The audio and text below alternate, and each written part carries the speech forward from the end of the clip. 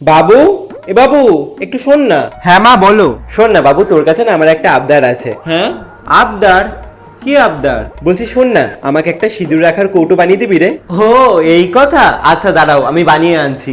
মায়ের আবদার বলে কথা, সেটা কি আর ফেলে দেওয়া যায়? যদিও বা তেমন কিছু তো চায় নাই। হ্যাঁ, সোনা গয়না চাইলে না হয় ফেলে দিতেই পারতাম, কিন্তু চাইছে তো একটা সিঁদুরের কৌটা, সেইটা বানিয়ে দেওয়া আবার এমন কি কাজ?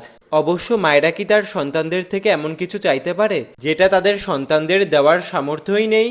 হুম। তো যেই মাত্র মা সিঁদুর কৌটো করে দেওয়ার কথা বলল, তড়ি ঘড়ি করে দৌড়ে গিয়ে সিঁদুর কৌটো করতে বসে গেলাম। না মানে এখন মা যা বলবে সব কথা কিন্তু শুনতে হবে, কোনো কথার খেলাপ করলে চলবে না। আরে সামনে পুজো আসছে তো। বিশ্বাস করবে না গাইস, কাজটা করার সময় এত ভয় লাগছিল, এত নার্ভাস ফিল করছিলাম যে আদেও মায়ের সিঁদুর কৌটোটা পছন্দ হবে নাকি। তারপরে ভাবলাম যে থাক, মাই তো, পছন্দ না হলে না হয় আবার মুছে ঠিক করে দেব। তো যাই হোক, দেখো আমি কিন্তু এখানে ইউজ করেছি সোনাই 000 তুলি আর ফেব্রিক কালার। আর সিঁদুর কৌটোর কালারটা আমি একটু ইউনিক করারই চেষ্টা করেছি। সিঁদুর কৌটোটার বেস কালারের জন্য আমি ইউজ করেছি ব্রাউন কালার, চন্দন কালার আর হোয়াইট কালার। আর কলকাটাও কিন্তু আমি দুটো কালার দিয়েই করেছি, হোয়াইট আর রেড।